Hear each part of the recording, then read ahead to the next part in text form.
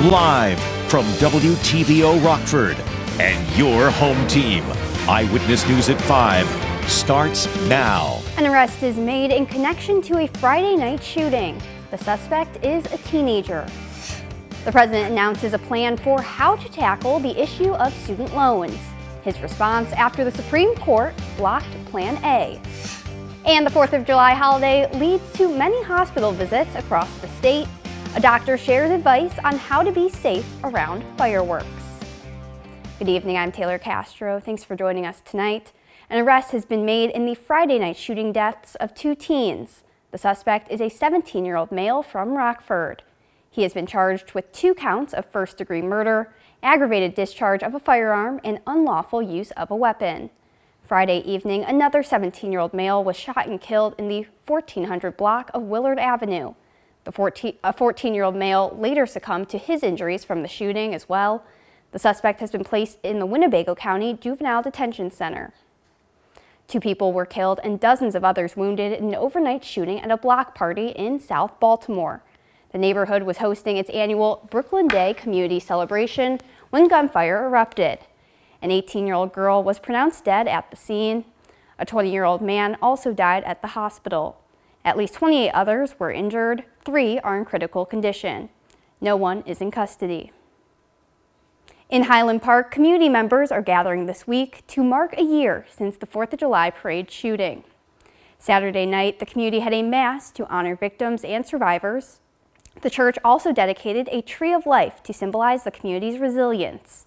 Nearly a year ago, the church's pastor led a group of people from the parade route to the church, where they sheltered in place for hours as authorities searched for the gunman.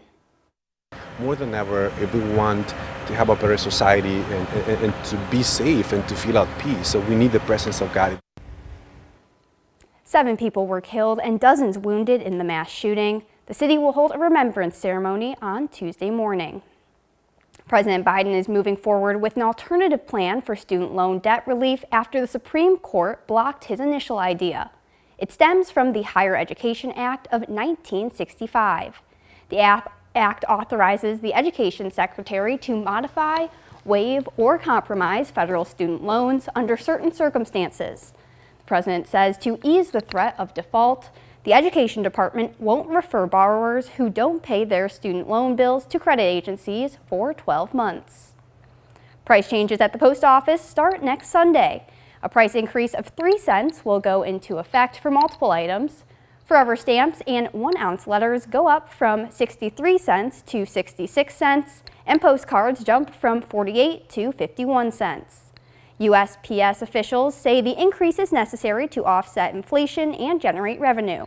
At the same time, the post office's new Ground Advantage plan will reduce costs for shippers. The new program includes free package pickup, tracking, and $100 of insurance. Hollywood actors could be days away from joining writers on strike.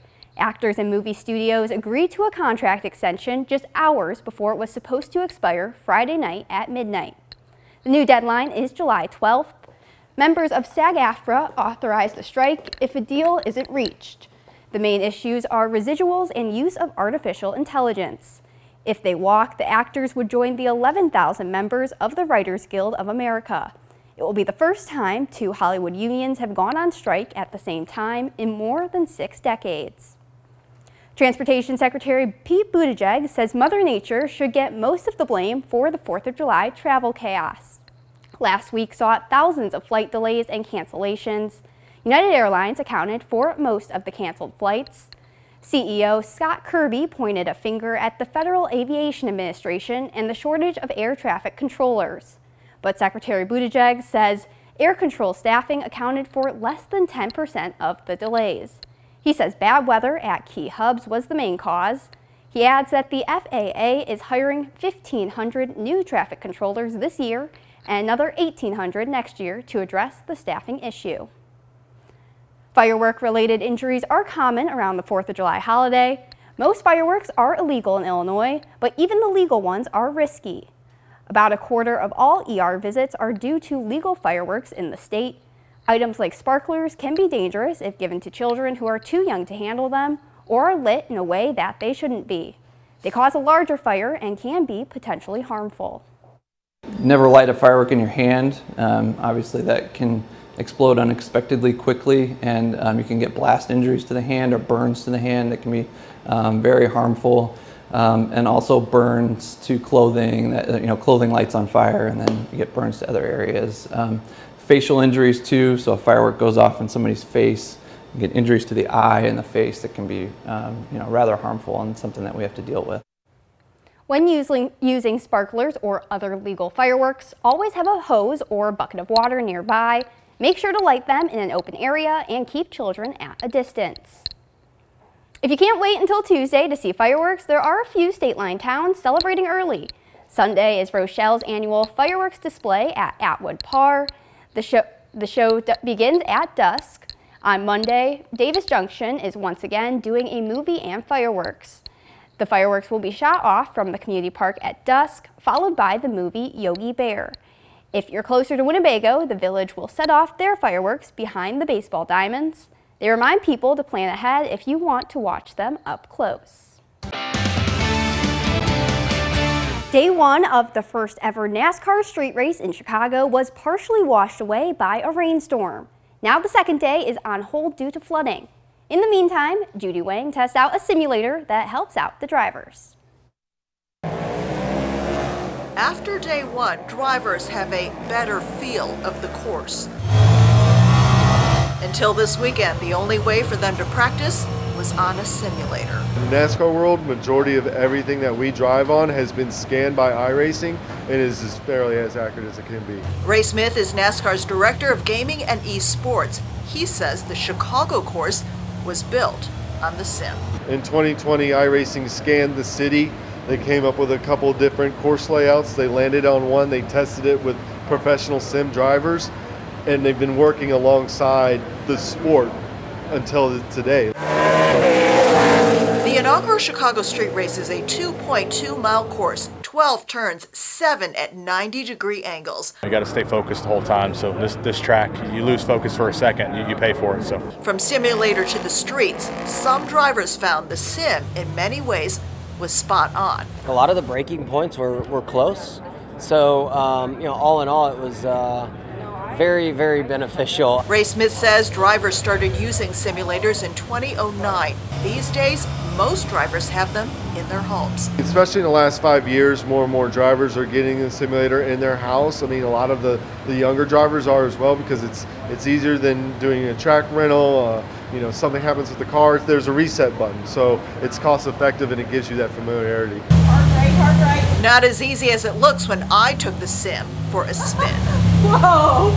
You can't just dive in on the gas and go full go. I mean, especially with how crazy this track is with several different turns, you gotta be skilled to get around the track.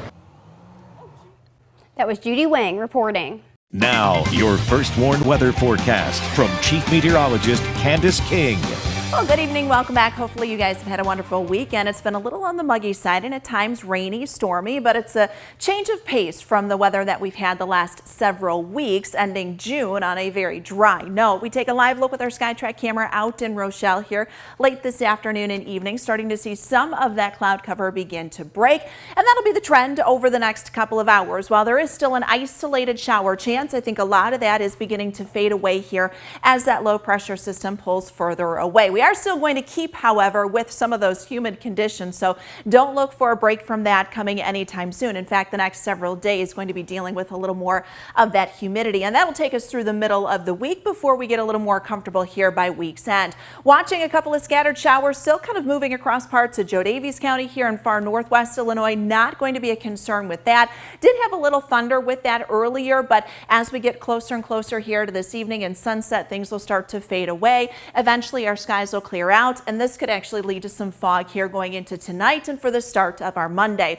It's been a very rainy day out towards Chicago. In fact, a flash flood warning taking place across parts of Cook County there, including the city of Chicago, as some very heavy bands of rain have just moved in around that low pressure system coming right off of Lake Michigan. So there have been some major flooding concerns out there. Not so much here, but I did notice on my way into work some fields having a little standing water after some of the rainfall we've had over the last couple of days. All of this as our jet stream pattern has changed. A lot of the activity, though, stronger activity has been well off to the south. Still numerous severe thunderstorm warnings across parts of Kentucky, back through Ohio, and then across parts of the southeast. Not going to be dealing with any sort of severe weather. That could change, though, by the time we get into Wednesday when a cold front comes through. That'll increase our chance for some showers and thunderstorms and then bring a little end to some of this humidity that we've had over the last couple of days. With some of the breaks in our cloud cover, temperatures have made it back into the upper 70s, low to mid 80s. We're at 81 right now in Rockford. You're down to 80 in Freeport. Still at 75 in Rochelle and 73 in DeKalb, where the cloud cover hasn't had much of an opportunity to break. 85 in Galena. Notice the heat index, though, not too far off from where the temperature sits, but you notice it's a little uncomfortable as our dew point numbers this afternoon have been in the mid and upper 60s. So that starts to get a little bit more of that uncomfortable air mass. While they may drop a little here as we go through the night, just look for those numbers to stay in the mid and upper 60s, getting close to 70 by the time we hit into Wednesday. So Wednesday going to feel a little more uncomfortable. 63 degrees, that's where we'll head for this evening. Isolated evening shower. Our winds are light as our skies clear out. We may see some patchy fog going into tomorrow morning. I do anticipate more sunshine for the afternoon, so this will give a boost in our temperature back into the upper 80s, right around 88 degrees. We'll see some cloud cover build up. Very small chance for a late afternoon shower, but I think most of us are going to stay dry. Looking ahead to Tuesday for the 4th of July, a lot of parades will be taking place. Downtown Rockford parade kicks off at 5. Isolated shower possible towards the late afternoon and evening, but again, I think a better chance for any shower thunderstorm activity will come once we get into Tuesday night. So Tuesday afternoon looking pretty good for your 4th of July plans, but look at this, it will be a hot one. Temperatures will climb into the upper 80s, low 90s, and that heat index also climbing into the low 90s for the 4th. So just kind of remember some of those heat precautions because it's been a while since we've dealt with heat and humidity both together. Notice we'll start to clear things out here as we go through the night tonight. We'll maintain that partly cloudy sky over the next couple of days. Temperatures here as we look over the next 7, you've got a chance for some showers, thunderstorms, so keep an eye on any severe weather coming in Wednesday afternoon. After that, a little more comfortable. We're back into the low 80s, Taylor, by the time we round out the end of the week. Now sports with Reagan Holgate. The headliner in Chicago this week is obviously Connor Bedard. He's arguably the most anticipated prospect in the history of the NHL draft. Bedard and other members of the 2023 draft class are in town and met with the media yesterday, but the kids won't be doing any on-ice work, not at least just yet. Just workouts, meetings, and learning their way through the system until Thursday. The #1 overall pick heads Kyle Davidson's second draft class, with the goal being that this group become the foundation of Stanley Cup contention a few years down the line. A guy like that comes in and it's not just a first round pick. And, you know, the other teams aren't really ready for them or know who they are. Everybody knows who he is and sees him, and he's going to have the #1 pairing against him. So, but you know what, a guy I see that has the drive like he does, I think that's going to push him to be even better. So I'm not really afraid of what he's going to go up against, but definitely there's going to be adjustments for him. Now the Stroh Show is back. Maybe not the start the Cubs were looking for from their ace yesterday, but nonetheless, David Ross knows that Marcus Stroman leads this pitching staff, and it seems only fitting that he also be named an all-star as he leads the league in quality starts. Stroman's been great. He's been the horse that we identified, went out and got and paid, and he's earned every bit of that. He worked his tail off. I think he's created a nice little culture around him within the starters, and with Kyle and J-Mo and Smiley and obviously Steely and Stroh to round that out. They've done a really nice job of creating high expectations for that group, and they're all in that kind of same boat. And Stroh's at the top of that, being the horse.